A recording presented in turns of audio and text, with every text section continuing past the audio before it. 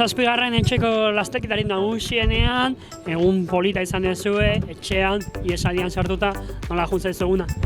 Bueno, egun polita egia izan da, lehen momentuetik oso lasterketa gogorra izan da, tentsio handia eta, neutralizatuta gero, oso azkar joan geha, eta gero, kilometroak pasata, taldea txikiagoa egin da, eta iesaldi honean sartu ga, baina azkeneko maldan oso luzea egin zait, eta hori, 7. postua eta pozik.